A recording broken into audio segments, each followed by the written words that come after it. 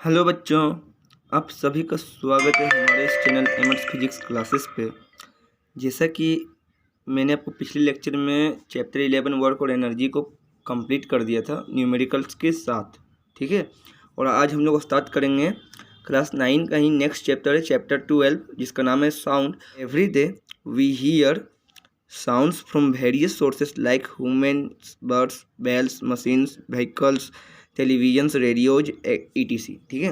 बोले हम लोग प्रत्येक दिन बहुत सारे साउंड सुनते हैं, ठीक है, जो कि वो कहाँ से इमिट होते हैं, तो ह्यूमन से, बर्ड्स से, बेल्स से, मशीन से, etc, ठीक है।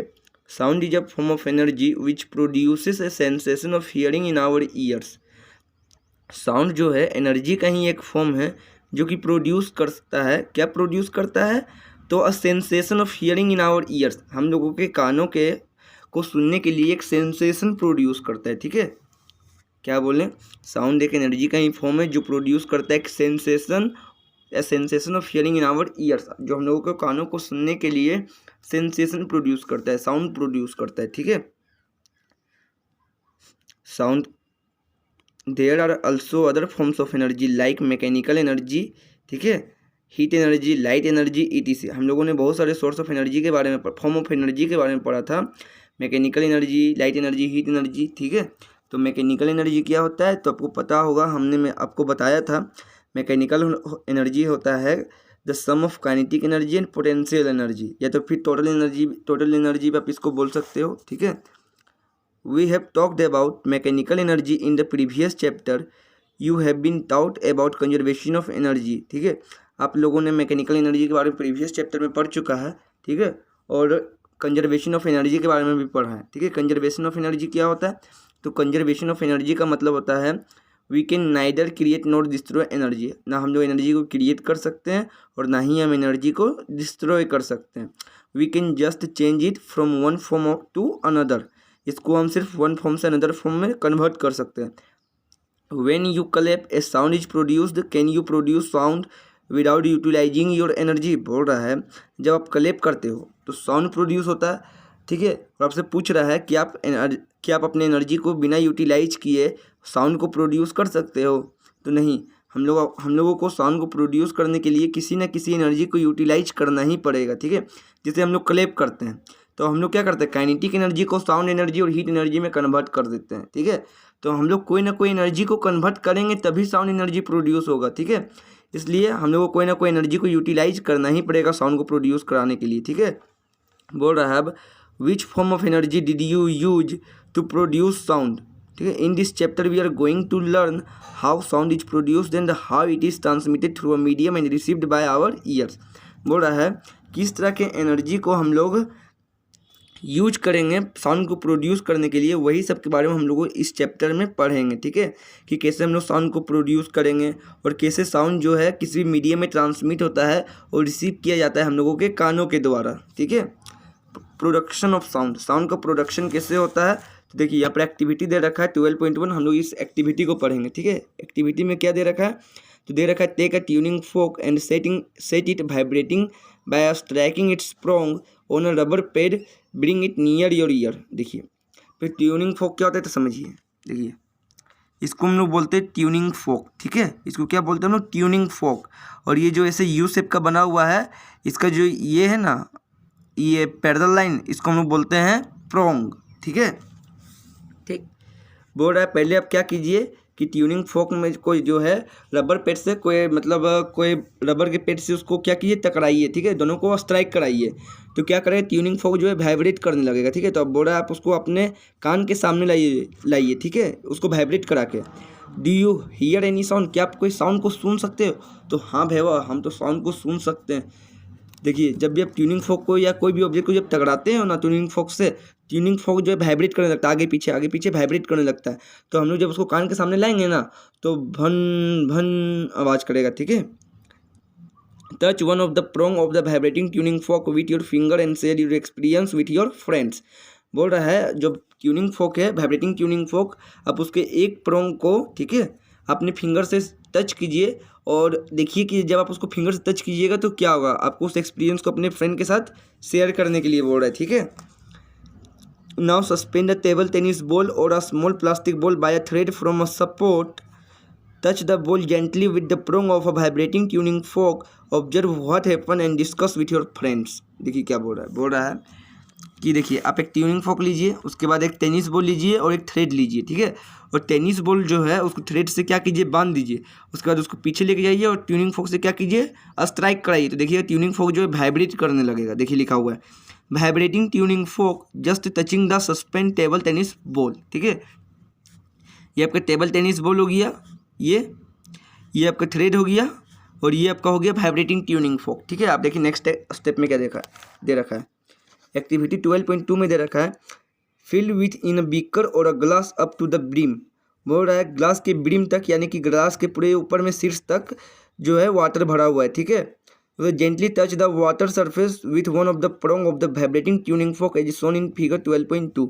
उसके बाद क्या बोल रहा है, जो ट्यूनिंग फोक का एक एंड है, जो एक प्रोंग है, उसको क्या कीजिए, वाटर के से टच करवाइए। तो जब आप वाटर से टच कराइएगा तो क्या होगा, ठीक है। Observe what happen in both the case. और फिर आपको बोला next dip the prong of the vibrating tuning fork in water as shown in figure 12.3।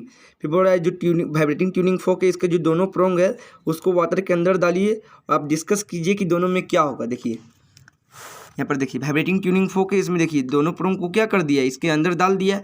सबको बताना है कि इसमें दोनों में क्या होगा। तो देखिए जब हम लोग वाइब्रेटिंग ट्यूनिंग फोक को जब वाटर ब्रिम तक भरा हुआ है ग्लास में, जब उस पर टच कीजिएगा ना उसके एक प्रोंग से, ठीक है, जब उसका एक प्रोंग वाटर पे टच करेगा तो जो वाइब्रेट करे तो उसमें साउंड एनर्जी आ रहा है। तो साउंड एनर्जी जो है कन्वर्ट हो जाएगा काइनेटिक एनर्जी में, जिसके कारण जो वाटर है, ठीक है, वो वाटर जो है ग्लास से जो है नीचे गिरने लगेगा, ठीक है।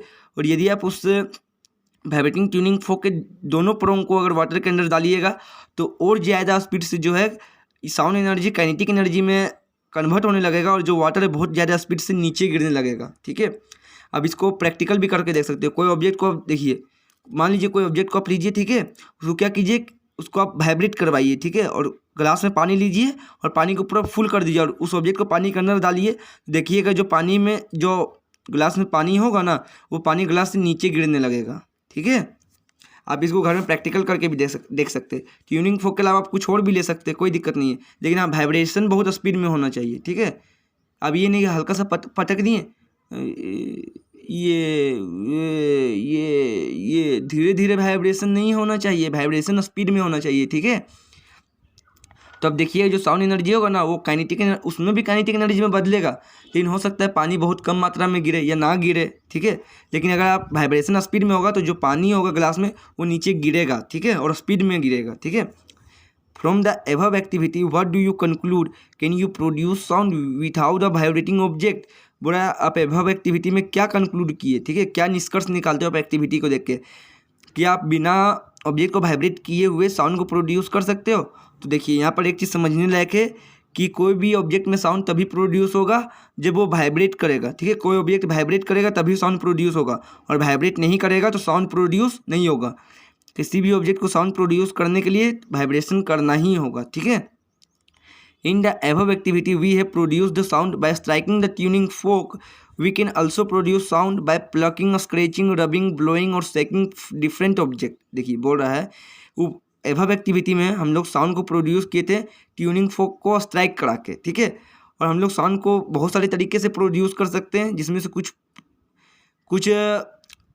साउंड को प्रोड्यूस करने का कुछ तरीका दे रखा है कि आप कोई भी ऑब्जेक्ट को तोड़ के प्लग करके साउंड प्रोड्यूस कर सकते हो, या तो फिर उसको स्क्रैच करके साउंड प्रोड्यूस कर सकते हैं, उसको रब करके साउंड प्रोड्यूस कर सकते हो, ठीक है। डिफरेंट ऑब्जेक्ट को शेक करके भी साउंड प्रोड्यूस कर सकते हो, ठीक है। तो साउंड को प्रोड्यूस करने का बहुत सारे डिफरेंट तरीका होता है, डिफरेंट टाइप होता है, ठीक है।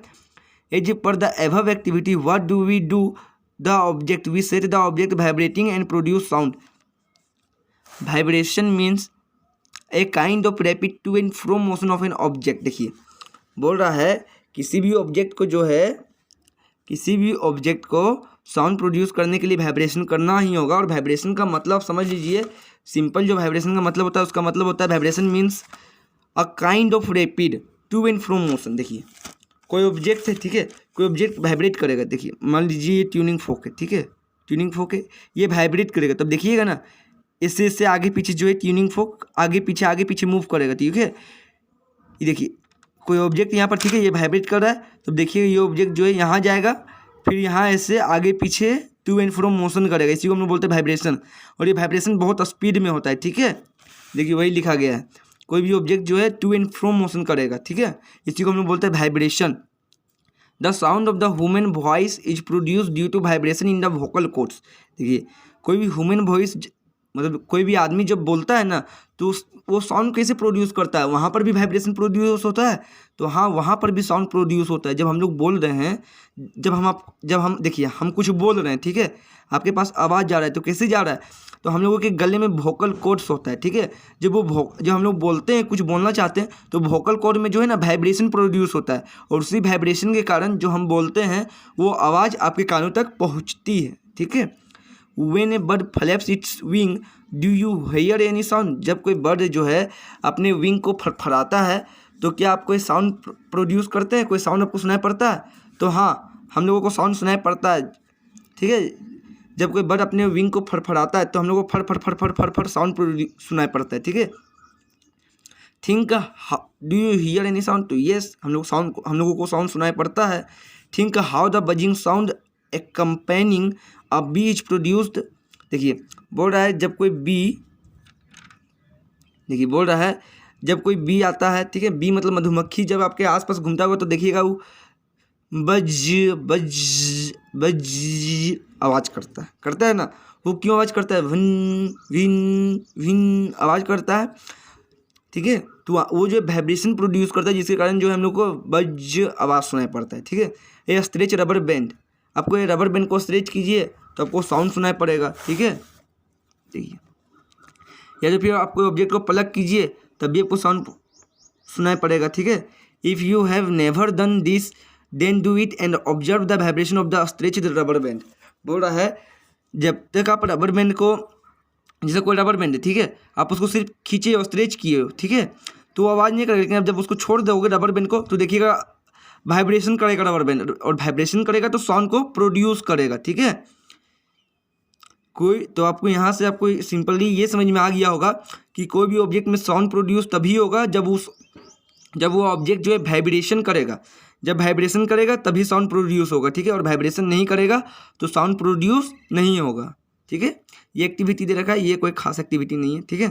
देखिए आज के लिए बस इतनी ही दूर तक रहने दीजिए। नेक्स्ट क्लास में हम लोग पढ़ेंगे प्रोपागेशन ऑफ साउंड, ठीक है।